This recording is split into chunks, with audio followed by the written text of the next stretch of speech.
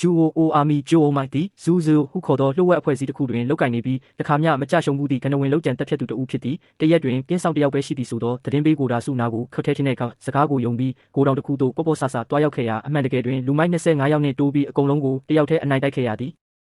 ထိုကိုတောင်ထဲမှရလာသောလက်ဆွဲတက်တာထဲတွင်ထူးဆန်းသောနကြီးအောင်ပါသည့်ဖန်အိုးတစ်လုံးရှိနေပြီးနောက်ပိုင်းတွင်ထိုနကြီးကောင်အိုဂါမီ၏လေပင်ကိုအစိတ်စုဖြင့်တုပ်လိုက်ရာသူ၏ခန္ဓာကိုယ်မှာပြိုလဲသွားခဲ့သည်ပြန်လို့လာချိန်တွင်တိတ်ပံဌာနခွဲမှုဖြစ်သူသူ၏ဇနီးဟောင်းအီရီရီတခွဲခန်းထဲသို့ရောက်ရှိသွားပြီးနကြီးအစိတ်ကြောင့်အိုဂါမီသည်အသက်40အရွယ်လူကြီးဘဝမှအပြိုဖော်လူပြိုဖော်ဝင်စဆယ်ကျော်သက်ကောင်လေးတစ်ယောက်ဖြစ်သို့ပြောင်းလဲသွားခဲ့ရသည်ထို့နောက်အဖွဲ့အစည်းအကြီးအကဲကအိုဂါမီအားသူ၏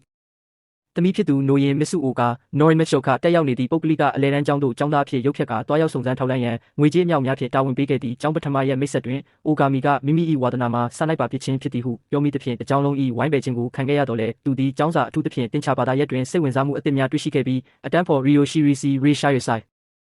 ကူညီမှုဖြင့်စာမေးပွဲတွင်အမှတ်ပြရရှိခဲ့ကကျောင်းတွင်းရှိအိမ်တွင်းစီးပွားရေးကလပ်သို့လည်းဝင်ရောက်ခဲ့သည်နိုရင်သည်ဖခင်ဖြစ်သူ၏စေဝါကုမ္ပဏီလှုပ်ဝက်ချက်များကြောင့်ယောက်ျားလေးများ၏လိုက်နောက်ဆက်ခြင်းကိုခံနေရသဖြင့်အိုဂါမီအားသူမ၏ရည်စားအဖြစ်ဟန်ဆောင်ပေးရန်တောင်းဆိုခဲ့ရာကျောင်းတွင်သို့အခြားအဖွဲ့အစည်းများမှလှုပ်ဝက်လုပ်ကြံတက်ဖြတ်သူများနှင့်ဗိုလ်တွေများရောက်ရှိလာကြသည်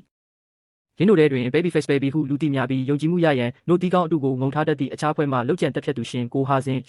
နှင့်ကျောင်း၏အားကစားကျယ်ပွင့်တင်မာတန်တိုထန်မထန်တို့ပါဝင်ပြီးအိုဂါမီအားအသီးသီးစိန်ခေါ်ခဲ့ကြတော့လေအိုဂါမီကအသေးအတန်ရင်ဆိုင်ကြော်ဖြတ်ခဲ့သည်နောက်ပိုင်းတွင်ဂျာဒန်အဖွဲ့အစည်းမှဆယ်ကျော်